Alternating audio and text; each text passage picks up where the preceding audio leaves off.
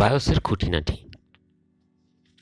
আমরা প্রায় সবাই ছোটবেলায় শুনেছি যে কম্পিউটারের ক্ষেত্রে যা কিছু স্পর্শ করা যায় তাই হার্ডওয়্যার, আর যা স্পর্শ করা যায় না তাই সেগুলোকে নিয়ন্ত্রণ করা হয়, সেগুলো হচ্ছে সফটওয়্যার। কিন্তু আজকে আমরা যা নিয়ে কথা বলবো সেটা এই দুটোর কোনোটিকেই পুরোপুরিভাবে পড়ে না। এটা আসলে 50% হার্ডওয়্যার এবং 50% সফটওয়্যারের মিশ্রণে তৈরি। ব্যাপারটা একটু কেমন জানি হয়ে গেল, তাই না? ব্যাপার না, আজ আমি সেটাই আপনাদের কাছে একদম ক্লিয়ার করে দিব। আমরা স্বাভাবিকভাবেই পিসির প্রসেসর, জিপিইউ কিংবা অন্য কোনো একটি কম্পোনেন্টকে মূল হিসেবে দেখি, কিন্তু পিসির সবচাইতে গুরুত্বপূর্ণ পার্ট হলো এমন একটা জিনিস যা পিসির হার্ডওয়্যার এবং সফটওয়্যারের মাঝে একটা ব্রিজের মতো স্থাপন করে, তা ব্যবহারের যোগ্য করে তোলে। হ্যাঁ, আমি বেসিক ইনপুট আউটপুট সিস্টেম অথবা বায়োসের কথা বলছি। বস্তুত বায়োস খুবই ছোট একটা কোড যা সাধারণত একটা রিড অনলি ফ্ল্যাশ মেমোরি চিপের সাথে সমন্বয় হয়ে মাদারবোর্ডের এক কোণায় লাগানো থাকে। এটাকে মাদারবোর্ডের ফার্মওয়্যারও বলা হয়ে থাকে, কেননা এটা সফটওয়্যার ও হার্ডওয়্যারের মাঝে একটা ব্রিজ স্থাপন করে। কিন্তু কিভাবে? তুলনা করার জন্য আমরা উদাহরণ হিসেবে নিয়ে একটা মানুষের ব্রেনের রেসপিরেটরি সেন্টার অনেক গুরুত্বপূর্ণ ভূমিকা রাখে।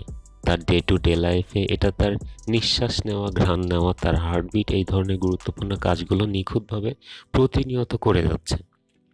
কিন্তু স্পেসিফিক্যালি দেখলে এটা কিন্তু কোনো চিন্তাভাবনার কাজে সাহায্য করে না।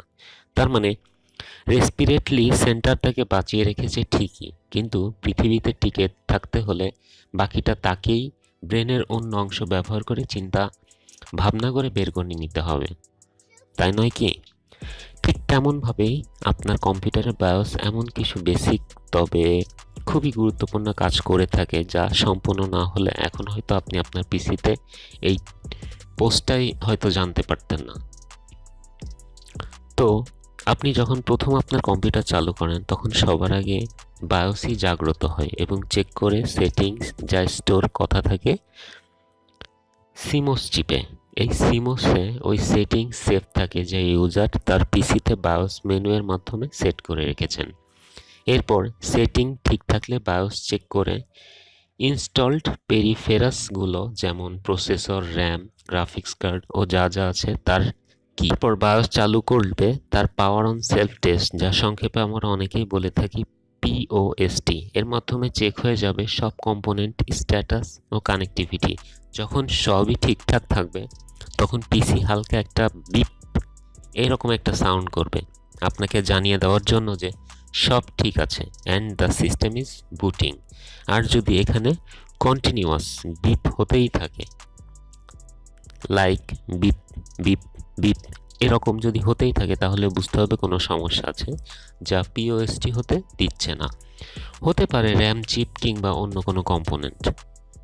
সবশেষে বায়োস চেক করবে একটা বুটেবল ডিভাইস যাতে একটা অপারেটিং সিস্টেম আছে, এবং তা খুঁজে পেলে বায়োস তখন সবটাই ছেড়ে দেবে ওএস এর কাছে এবং এটা ব্যাকগ্রাউন্ডে ঘুমিয়ে যাবে। পুরনো বায়োস আগে ইনপুট ডিভাইসগুলো নিয়ন্ত্রণ করত, যেমন মাউস, কিবোর্ড ইত্যাদি। তবে মডার্ন অপারেটিং সিস্টেমে এই ইনপুট ডিভাইসগুলো কোনো কোর ফার্মওয়্যারে ইন্টিগ্রেট করে দিয়েছে, তাই বায়োস একবার পিসি চালু হলে স্লিপ মোডে চলে যায় অটোমেটিক, আর দ্বিতীয়বার পিসি অন করা পর্যন্ত আর তাকে কাজ করতে হয় না। তবে এই বায়োসের লিমিটেশন ছিল কিছু। তার মধ্যে প্রথম লিমিটেশন সেটা হচ্ছে ড্রাইভ সাপোর্ট। সিস্টেম বুট ড্রাইভ, যা কিনা বায়োস দেখে মাস্টার বুট রেকর্ড, সংক্ষেপে এমবিআর এর রূপে তার স্টোরেজ লিমিটেশন ছিল মাত্র 2 টেরাবাইট পর্যন্ত এবং আপ টু অনলি পার্টিশনস। আমাদের মডার্ন ড্রাইভ 2 থেকে শুরু করে 10 টেরাবাইট পর্যন্ত, যা প্রায় সবই ছিল সাপোর্ট লিস্টের বাহিরে। তো এর মানে কি? আমরা কি হাই ক্যাপাসিটি ড্রাইভ ব্যবহার করব না? হ্যাঁ, এই সমস্যাগুলোকে মাথায় রেখেই দরকার ছিল নতুন কোনো কিছুর, আর সেখান থেকে জন্ম হয়েছে unified এক্সটেন্সিবল firmware interface or UEFI. এই ইউইএফআই জাস্ট বিশাল থেকে বিশাল ড্রাইভের সাপোর্টই না, বরং সাথে এনেছে আরও অনেক পরিবর্তন। এটা একটা ট্রেডিশনাল বায়োসের থেকে অনেক বেশি তাড়াতাড়ি সিস্টেম পিওএসটি করতে পারে, এবং এটা গ্রাফিক্যাল ইউজার ইন্টারফেস সমৃদ্ধ সেটিং নিয়ে এসেছে, যার সাথে দিয়েছে কার্সর রিপোর্ট। অন্যদিকে যেখানে পুরনো বায়োস আজীবন নীল একটা স্ক্রিনে লাল নেগেটিভ যুক্ত একটা থিম ব্যবহার করত, যা দেখে কিছুটা ব্লু স্ক্রিন অফ ডেথ বা বিএসওডি এর মতো লাগতো। তবে তাও প্রাচীন আমলের সলিউশন থেকে ভালো ছিল, কেননা সে সময় কোনো গুই অর গ্রাফিক্যাল ইউজার ইন্টারফেসই ছিল না। বায়োসের সেটিং চেঞ্জের জন্য ফিজিক্যালি মাদারবোর্ডে জাম্পার ওয়্যার চেঞ্জ করতে হতো।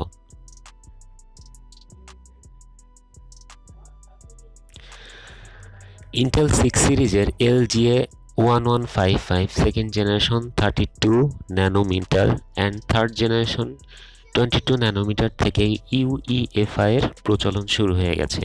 AMD এর ক্ষেত্রে যা 9 সিরিজ AM3+ চিপসেটে বর্তমানে আমাদের প্রায় সব পিসিতেই নতুন স্ট্যান্ডার্ড হিসেবে এই UEFI আছে। এর বদলে এসেছে নতুন পার্টিশন স্কিম, যার নাম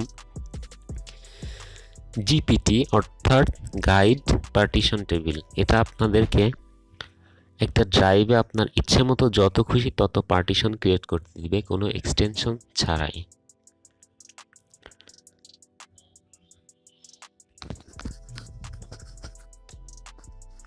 বন্ধুরা, ভিডিওটি ভালো লাগলে আমাদের চ্যানেলটি সাবস্ক্রাইব করে পাশের বেল আইকনটি বাজিয়ে দিয়ে নতুন নতুন ভিডিও উপভোগ করুন।